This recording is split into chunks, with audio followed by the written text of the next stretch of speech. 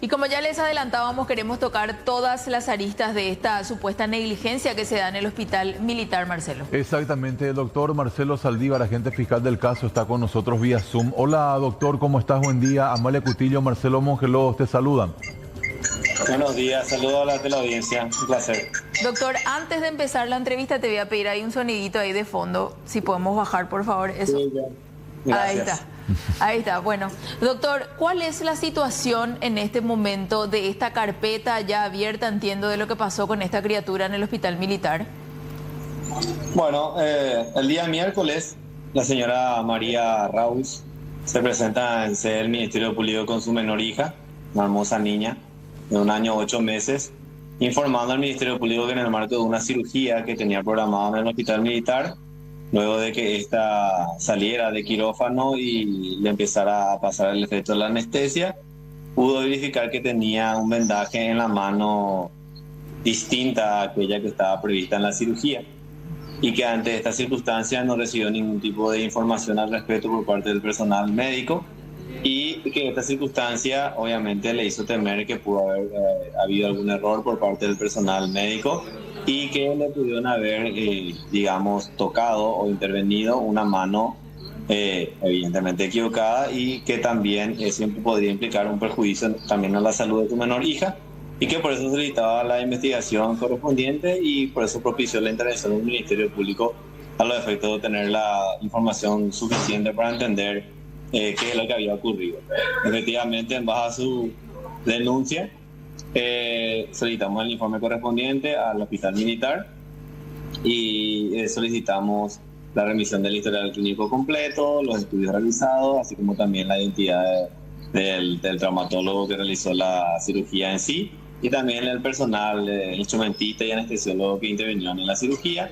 El día lunes nos acercan el informe correspondiente con el historial médico completo y dentro del mismo obviamente se indica que la afección tenía efectivamente la niña y que todo se inició a través de las dolencias o las observaciones que realizó la madre en una mano específica de su hija y que los estudios confirmaron de que tenía una patología denominada coloquialmente como dedo en gatillo, que se produce por una protuberancia en el tendón que tiene que ser liberado para poder trabajar la articulación como corresponde y que finalmente se opta por cambiar la mano en cirugía.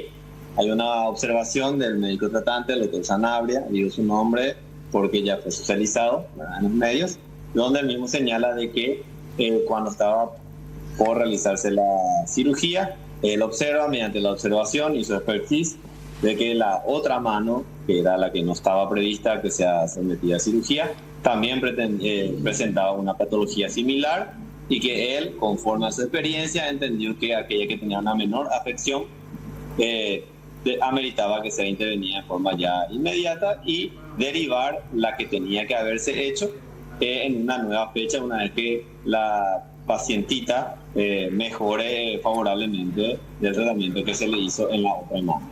Esto es lo que figura dentro del expediente clínico. Y bueno, esa es la situación. Tenemos que analizar si nos encontramos ante un error al momento de seleccionar el miembro a ser intervenido. Es un escenario posible. O atender que efectivamente pudo haber un cambio, como lo que sugiere el médico interviniente, el doctor Sanabria, y ver si este cambio que lo realiza se encuentra dentro de los parámetros que sean aceptables dentro de su profesión para poder enfrentar, digamos, este cambio de miembro ante la observación que él mismo refiere de que tenía una afección similar y que iba a tener un tratamiento, digamos, también de la misma índole, quirúrgico. Entonces, vamos a analizar esta información. Tenemos, como te dije, esos dos escenarios, un posible error en miembro o el cambio, digamos, sin socializar a la familia por parte del médico que estaba realizando el procedimiento y que es el que tiene finalmente el conocimiento. Doctor, ahora, sí, las dos circunstancias pueden implicar, obviamente, consecuencias en el mundo jurídico, tanto un error como una falta de socialización de esa circunstancia a la familia. Las dos cuestiones tienen sus consecuencias jurídicas y tenemos que ver si esas tienen naturaleza penal y si esas ameritan alguna intervención por parte del Ministerio Público, digamos, en el sentido de procesar a algún ciudadano. O por lo menos crear toda la plataforma documental para que la familia de la niña, si considera que se siente agraviada, la familia en sí o la niña en su salud, digamos, tome las acciones que correspondan dentro de los fueros que correspondan, si es que descartamos que en sede penal amerite una persecución penal contra una persona en particular, porque los tipos penales que a la fecha estamos visualizando como Ministerio Público están dentro de la esfera del ámbito de la acción penal privada, donde los afectados recurren directamente ante el juez a promover una querella particular, sea por lesión culposa o tratamiento médico sin consentimiento, si fuera el caso.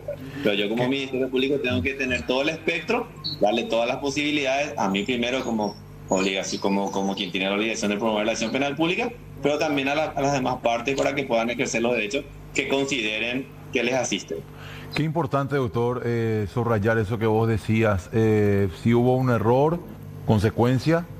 Si no se comunicó como denuncia la madre, consecuencia también. Ahora, la mamá nos contaba que desde mayo, junio fácilmente, doctor, se venían haciendo los estudios médicos siempre en base a la mano derecha. Correcto. ¿Cómo se puede corroborar de que la mano izquierda tenía también la misma patología si es que no hay un estudio que pueda contraponer la versión in situ vía ocular nada más del médico cirujano responsable de esa operación, doctor? ¿Cómo se hace?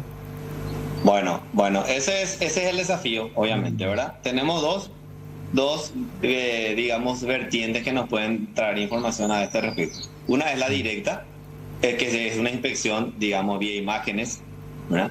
De si es que efectivamente puede quedar en la mano secuelas de lo que había anteriormente, antes en la manito de la niña, antes de la cirugía. Si existe alguna evidencia, algún hundimiento que sugiera que efectivamente, luego, o sea, antes de esa, digamos, incisión que se realiza por parte del cirujano, efectivamente tenía la mano indicios de que tenía una patología similar a la de la mano que finalmente era la que debía tratarse, por lo menos documentalmente hablando.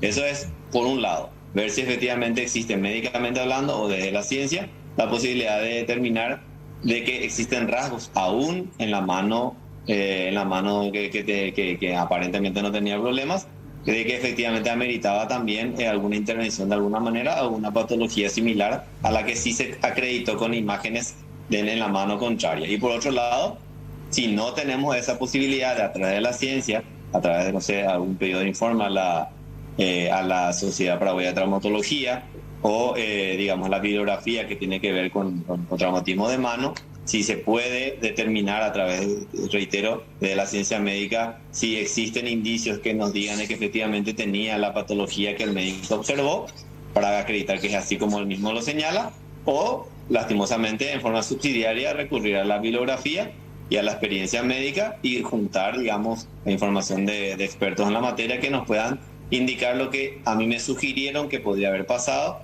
de que supuestamente este tipo de circunstancias son congénitas y que en un gran porcentaje afectan la funcionalidad de los dos miembros, tanto izquierdo como derecho.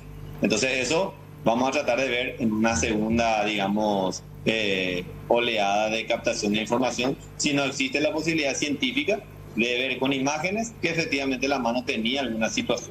Porque a veces hay situaciones que tienen, digamos, una corrección entre comillas, pero nos dan indicativos, digamos, la zona, aunque es reciente, la zona afectada, para indicarnos, bueno, acá se nota que tenía una malformación que se pretendió, digamos, corregir con este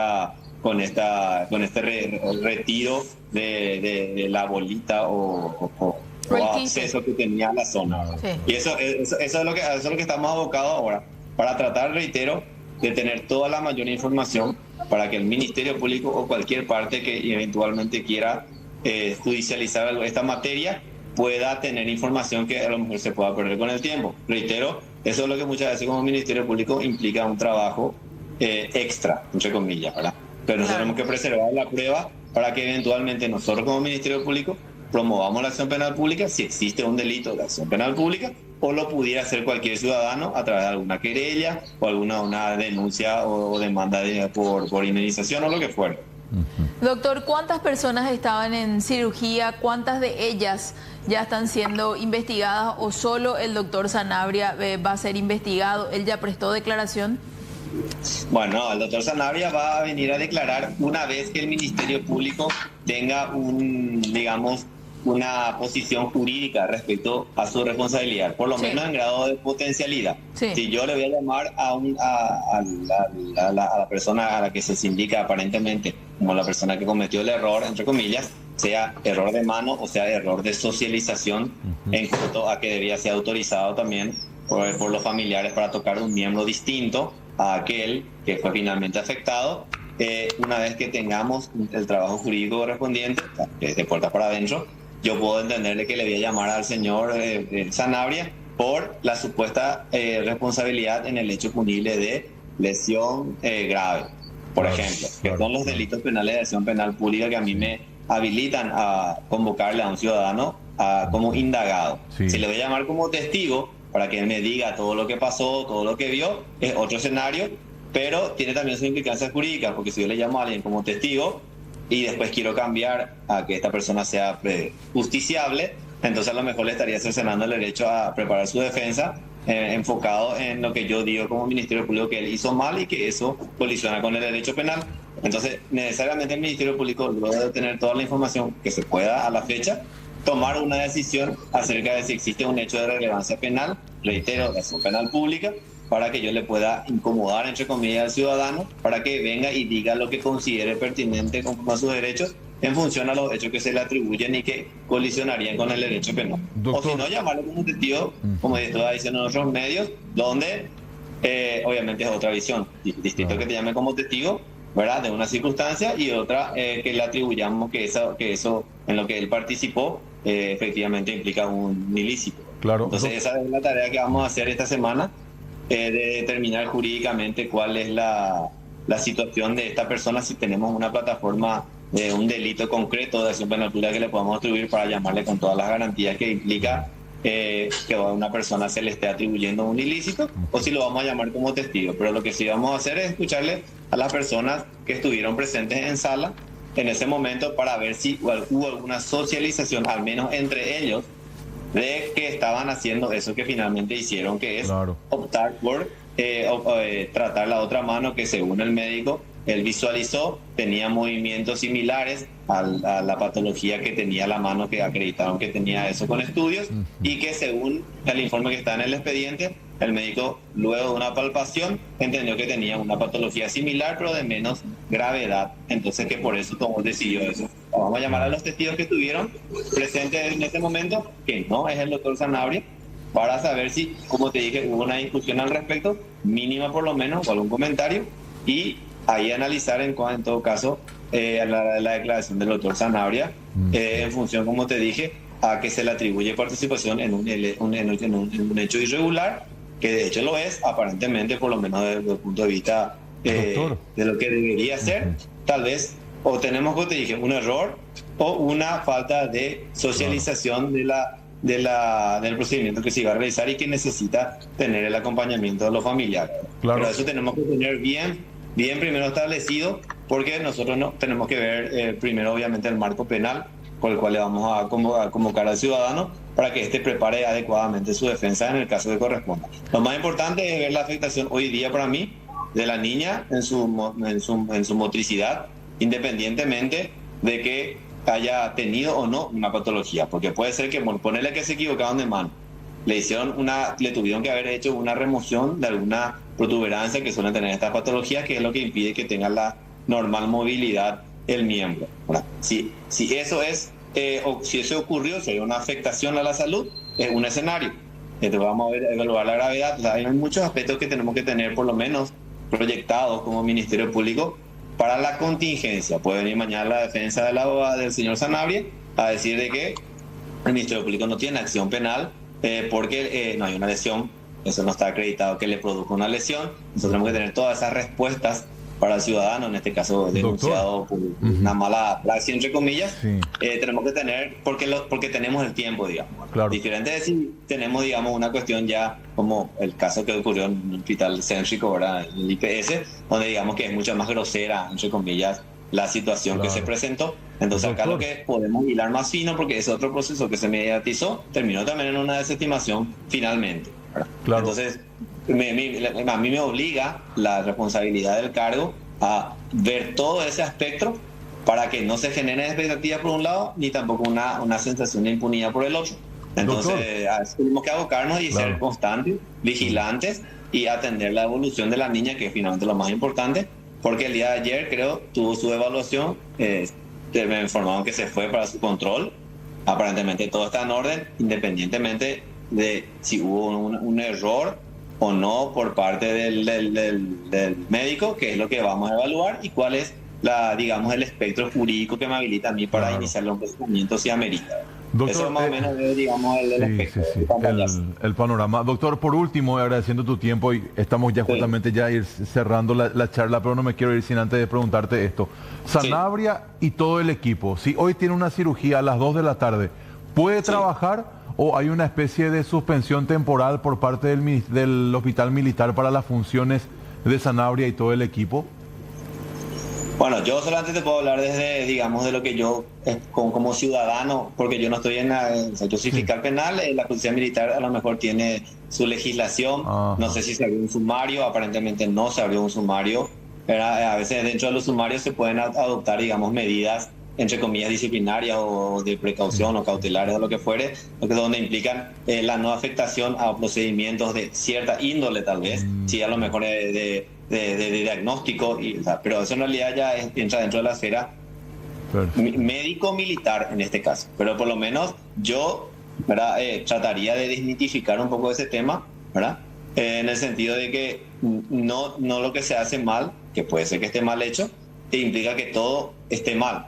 ¿Verdad? Porque aparentemente una persona que ya viene trabajando hace un tiempo, si vos googleás, yo estuve googleando, pues también es importante también googlear quiénes son las personas que recaen bajo nuestra investigación para entender más o menos qué clase de persona sería. Si estamos hablando de una persona que se recibió ayer de una universidad de garage, o si de una persona que tiene ya, digamos, cierta experiencia, para ver, mientras que se investiga, con la seriedad que tiene que tener, adoptar o no medidas que puedan proteger a la sociedad de que se cometa un error otra vez, o a lo mejor estar privándole a una persona que tenía que tener una cirugía hoy súper importante con este profesional, que no lo haga y que tenga una afectación finalmente en la salud de esa persona que deposita su confianza en ese profesional, ¿verdad? Entonces siempre hay que tratar de entender esos dos péndulos, ¿verdad? Si le soltas a un inocente, estás haciendo bien. Si no es inocente y le metes adentro, a lo mejor le protege a la sociedad. Pero hay un adagio de los jueces de sentencia que es muy común, que dice que es mejor